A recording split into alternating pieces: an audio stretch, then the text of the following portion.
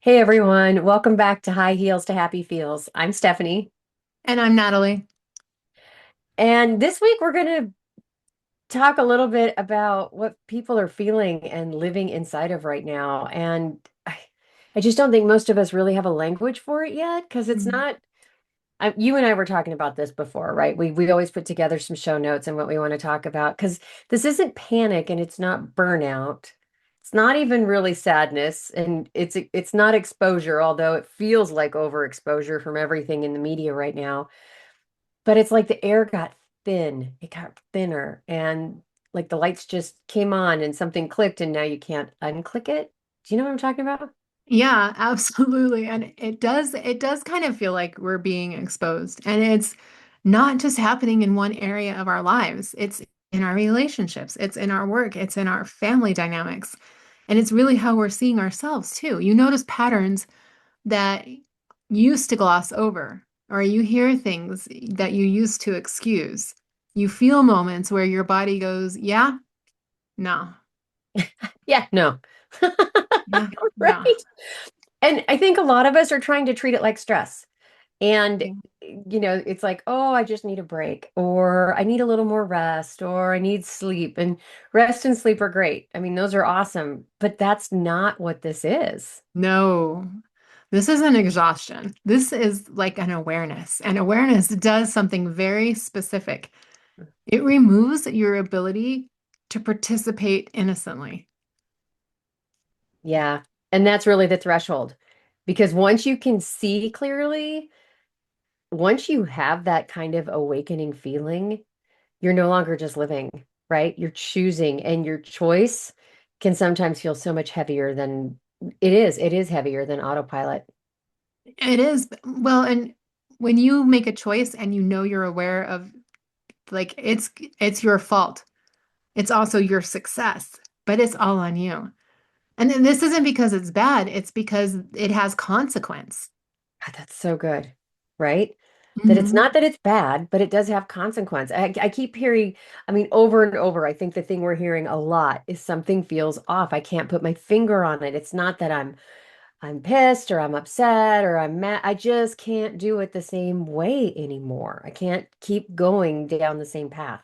Right. And then they immediately try to talk themselves out of it. They say something like, maybe I'm just being dramatic, or maybe I'm overthinking, or maybe I'm just in a mood. Right?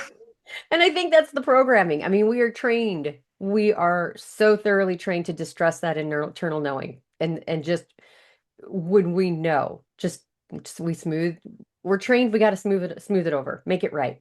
Be flexible, be understanding, be a bigger person.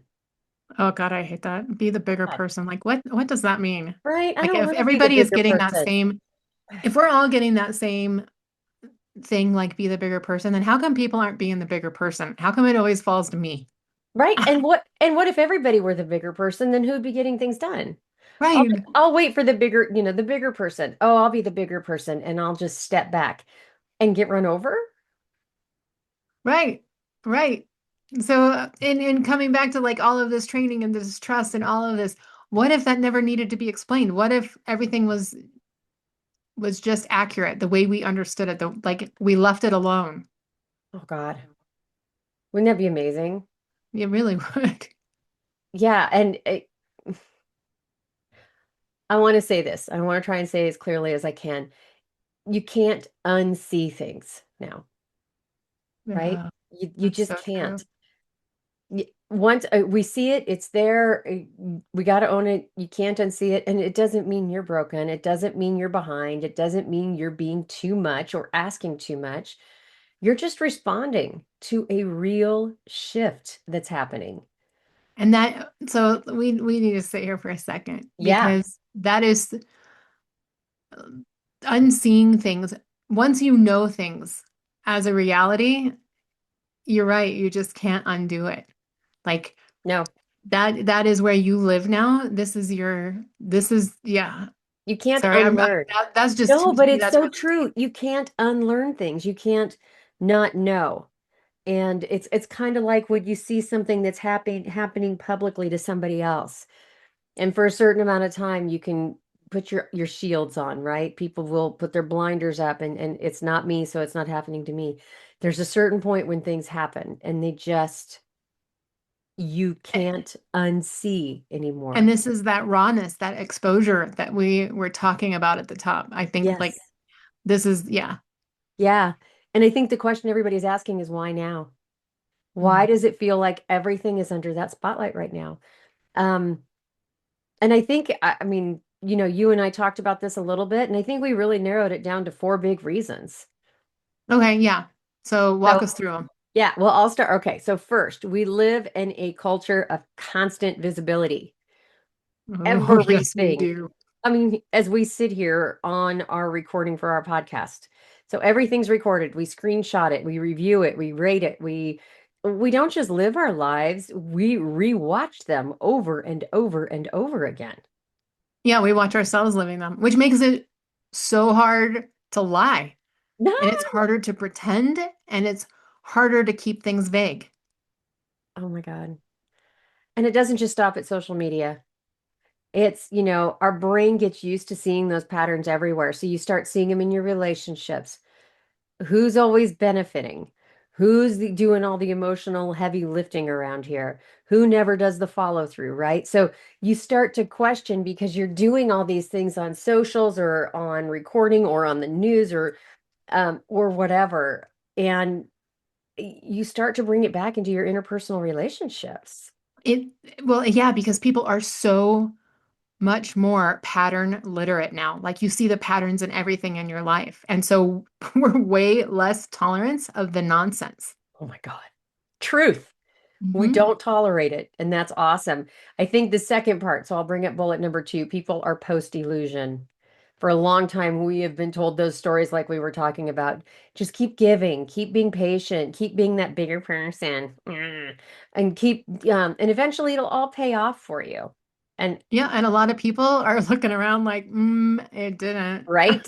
Oh my God. And then the story just totally collapses because where was the big payoff? Where was the big, I mean, the fact is we are still a whiffum world. What's in it for me? Unless you're the Dalai Lama, Mother Teresa, some of these, there are great, great, great people out there who absolutely have no expectations, but 99.9% of the world would like a little bit of something or acknowledgement in some way.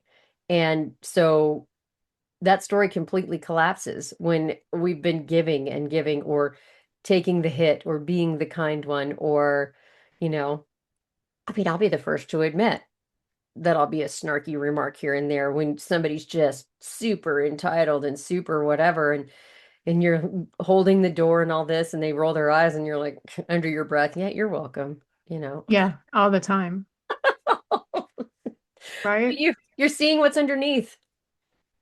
Yeah. Yeah. But okay, I'll add a third here. People are lonelier.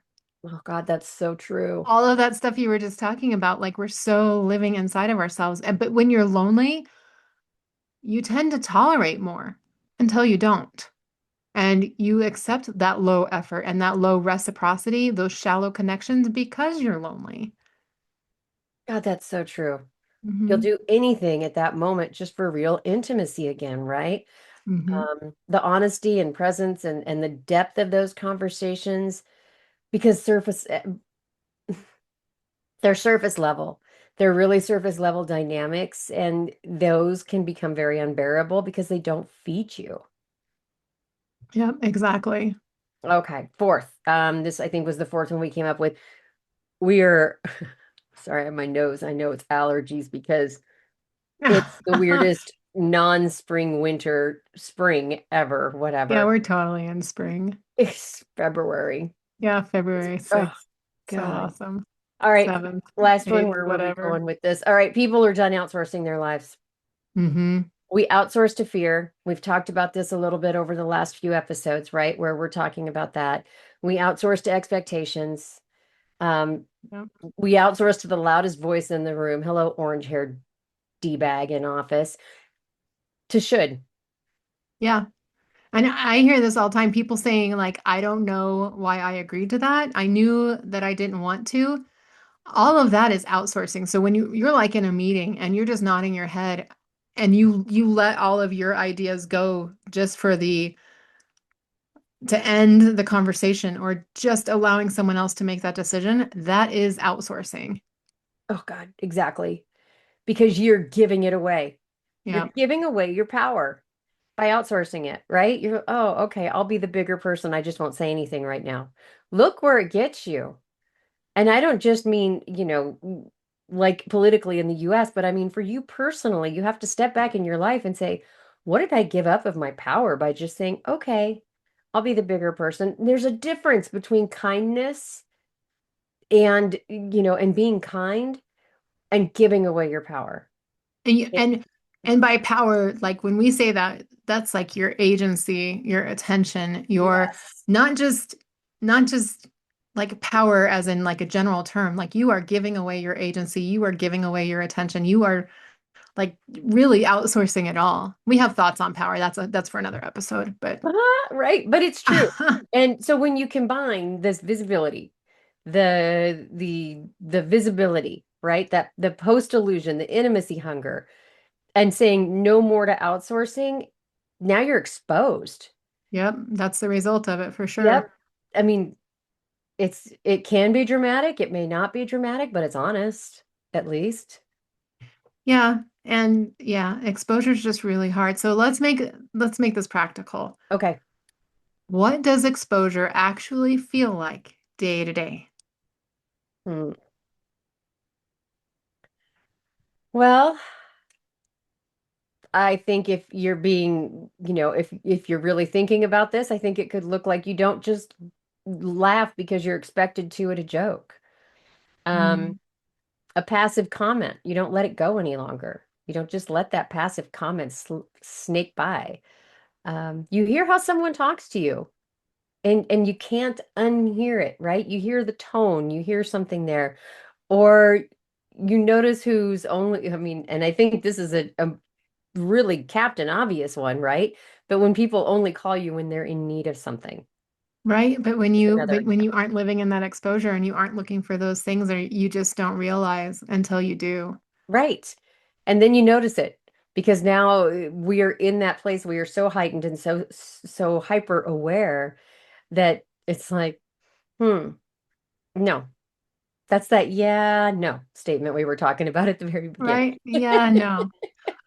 But on top of that, it also looks like silence. Like you Okay. don't jump in to smooth things over anymore, or you don't rush in to fix the vibe, which that is, I've been testing this for quite a few months now. Like I used to be that person that filled the silence because silence was really uncomfortable. And it still is a little uncomfortable for me, but I've been like working on sitting in my silence, steering conversations where I'm saying something just to fill the space. But that's something that people feel immediately when That's a you're not fixing that. and that's a really good one because with you those space fillers, Hmm. that's all about, I mean, yeah, you're uncomfortable, but it's only because no one else is saying anything, so you're actually just being the bigger person and filling space. That's really a good one. And that old version of you, I mean, all you're doing is rescuing the moment, right? Yep, And that's exactly. you've added something to it, you added an explanation.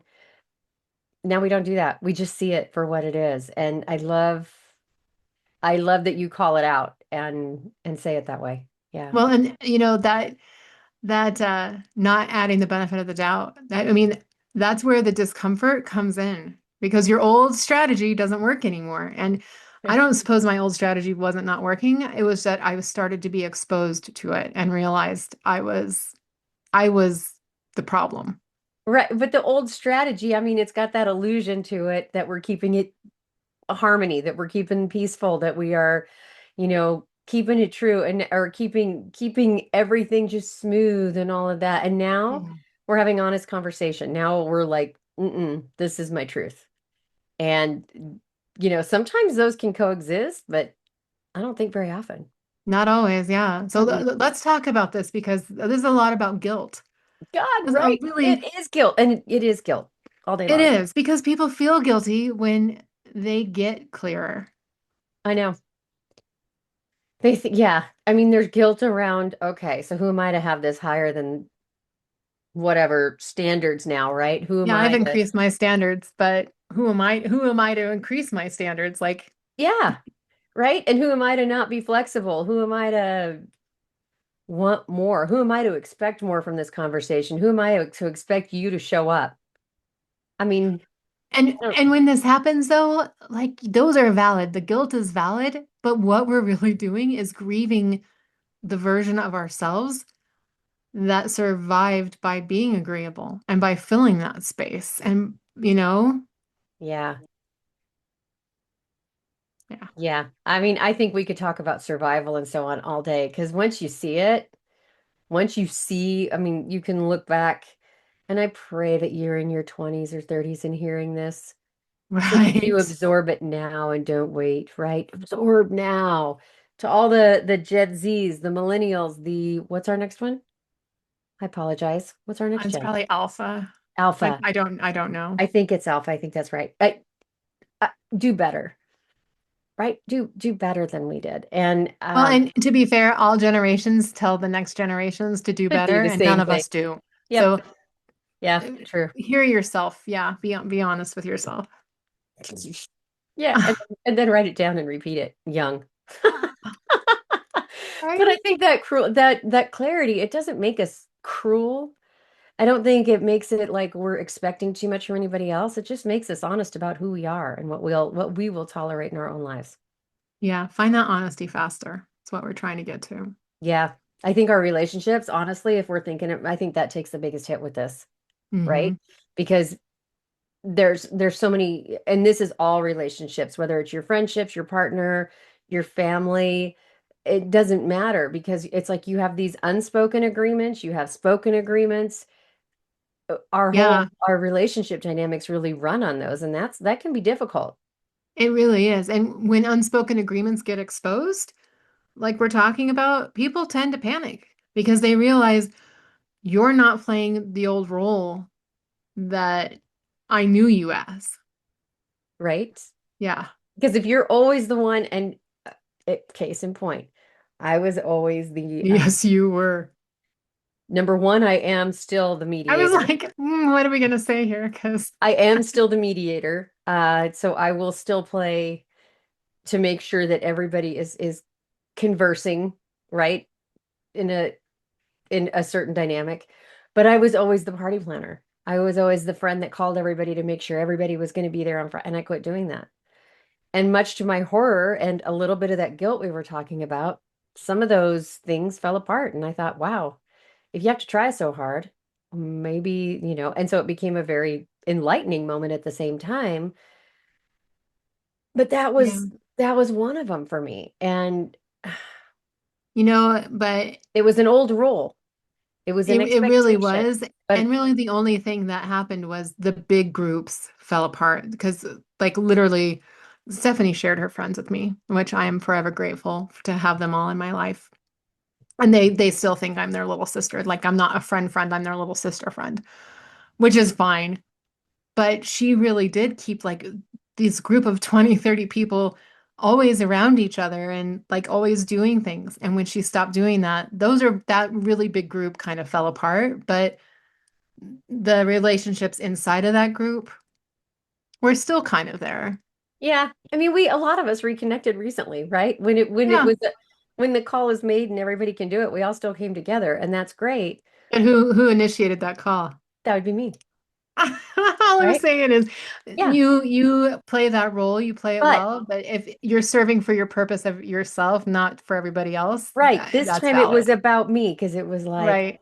I want to do karaoke old school with the old crowd from 30 odd years ago, and let's raise some, yeah, and we did, and we had a And really yeah, good and time. we've had and it's been good. But Yeah, when you're doing this and like if you're like Stephanie and you're the party planner and the social keeper of 30 schedules, which she was for so many years, um, when you stop doing that, some people are going to be like, well, you've changed. right. Or they'll And say you have suddenly to, that you're distant or you're cold or you're different or, yes, you're not as easy to access as you yeah. used to be. And that's just it. And then the question becomes, okay, is it about them missing me, the person, Or is it missing that somebody's feeling the need for that social booking, right? That somebody's organizing it and putting it all together. Yeah, the And convenience of you. yeah, right? Yes, the convenience. Yeah, that's the line. That's the line. So let's talk about work because a lot of people are saying, I can't do this anymore. Not weak, right? That is not because anybody is No. weak. It's not because all of a sudden you can see the mechanics or what's rewarded or what's being ignored or what's being exploited. Yeah, they see the emotional pricing. Like this costs me too much to keep pretending. Oh God, that's really good. And it's not a crisis. That's Mhm. it's not. It's just clarity. How lovely, right? A lot of people are not burned out. You're not burned out. I mean, yes, I get burnout. Trust me on this one. We've talked about that. But this is just a lot of disillusionment. So, all right, let's get Yeah. into the astrology around this because we are coming into big clarity. And this, excuse me, that sky, truth is surfacing. So, like earlier, and I'm talking like this last week, Scorpio energy, what's the issue here? Put me in the polite one. And Sagittarius worked into it, which says, that doesn't align with my values. Then Capricorn came in and says, what is this costing?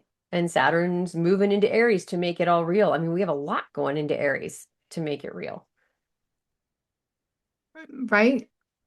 Yeah, And then you have like Sagittarius comes in, which is like doesn't align with my values. right. Right. And that, with the Sagittarius and then that Capricorn, like we mentioned, I mean, it's just, yeah. And this Yeah. feels like a ledge. So once you're really seeing clearly, responsibility will follow. But we have, I think February is going to be right now. It's like, as we said, it's February 6th as we're recording. And in a couple more weeks, when we have that huge conjunction of Saturn, Neptune in Aries, all at zero, it's going to be intense. And some people are going to be very wise with that intensity. Others I don't think will. And that's going to be a time Mm. to pay attention to what your intuition is telling you. So, okay, so paying attention to what your intuition is telling you, like what do we do with this practically? Stop demanding clarity. That okay, let me rephrase this. Stop demanding that clarity arrives politely for you Mm. because sometimes it's just going to show up and you can't keep pretending. That would be the first thing I would say.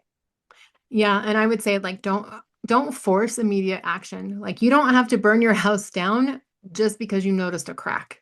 Yes. And I Yeah. think just one honest conversation, right? If I'm going to give a third. So you don't need 10. You need one and just be specific. So when you have that conversation, you're saying things like, when this happens, I'm no longer available for it. Oh, that brings up a really good point. So I would say to add to that, choose a standard, not a Yes. vibe, not a hope, like just a standard. Yes. Oh, I love that because you have to set that standard, right? And then last, let people react. They're gonna react. There just are. Some are gonna just really dislike your honesty. Doesn't mean you're doing anything wrong. It just means that you've removed any wiggle room from your life and that you've removed any of those other barriers that you're being honest about who you are. Yeah, I think that's great. Okay, so I mentioned this earlier in the episode that I'm the problem. So let's address that question because that's something, people are afraid to ask. What if I am the problem? And sometimes we are.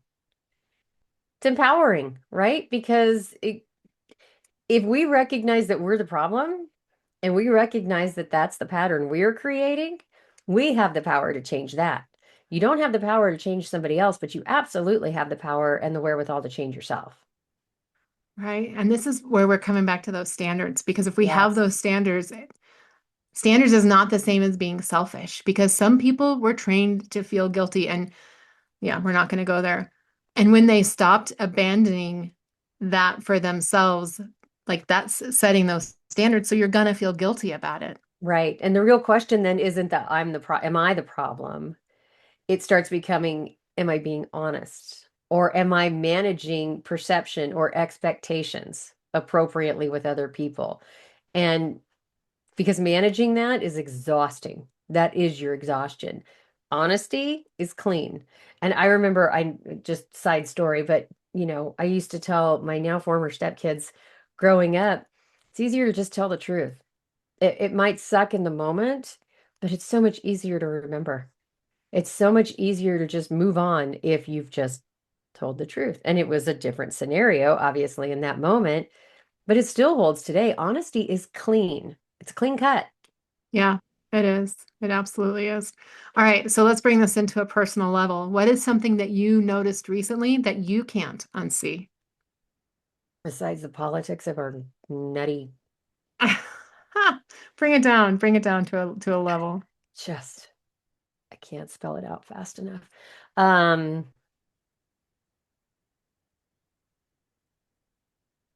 hmm, I don't know. You go first. I'm thinking about this.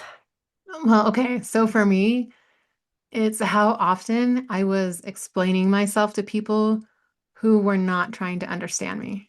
Like, I'm building a case for myself. And now I'm like, you know what? If you need a case for basic respect, then you're probably not my audience. I like that. I think mine is still probably keeping the peace for other people. The fact that I do still have to play mediator. Do I have to? I even as I say it, I catch myself, right? But the Right. fact that I do still play mediator and I just want peace, which will make me cry thinking about it. But yeah, I think that's my hardest one. Oh, a big sister hug to you. Mm, thanks. Yeah. All right. Oh, speaking of being exposed, right? So yeah, that one gets me. Um, if everything just feels really exposed right now, I mean, I obviously am having a moment here, so apologies. Well, if okay, so if you can't unsee patterns, Patterns. Hmm. yeah. And if normal really just doesn't fit for you anymore, this isn't, I don't want to add to your confusion because you're not confused. Things are actually becoming clearer for you. And that clarity really changes things. Yeah. Awareness is really a one-way door, right? It once you can see clearly, y- your life will ask you to live accordingly because you do see clearly. And so your life's going to ask you to make those adjustments. And it's not dramatically, not impulsively, just be honest and live it honestly. Yeah. Because the only thing worse than discomfort is pretending you don't know what you know, hiding from that. Yeah. All right, before we close, because I think we got everything in from all of our notes that we've got Yeah. here. So let's make it practical because this isn't awareness without direction. No, if something clicked during this episode, if you felt that I can't unsee this moment recently, we have created free tools to help you work through clarity. And that's the four soul pillars. You've probably heard of them. Nothing to buy, nothing to perform. It's just support for you. Yeah. This episode, I would start with the mind pillar. So when you'll go to the link that's in our show notes for our soul pillars. I would jump into the mind pillar because Mhm. it's more about the integration than it is navigating that confusion. Well, and if in this episode, like Steph, something surfaced, maybe a little relief, maybe a little grief, maybe a little desire, then a heart pillar start might be good too. So Yeah. Um, just go to what's real for you. Yes, definitely. And you don't need to do all four. They're all wonderful. There's just homework, right? Any good tool is gonna have you dig in and do a little work because that's what self I don't want to say self-help. That's what self-building really is. And yeah, but it's all in one place and it's right there. It just fits perfectly into your life. So we will make sure that that link is included below. So it's Yeah, ready for because you when you're ready to stop pretending. the era of not knowing is over. Like everything is becoming clear, everything is at our fingertips, and there is no way you can ignore once you open that door. So what comes next is really your choice, and you are ready more than you think you are.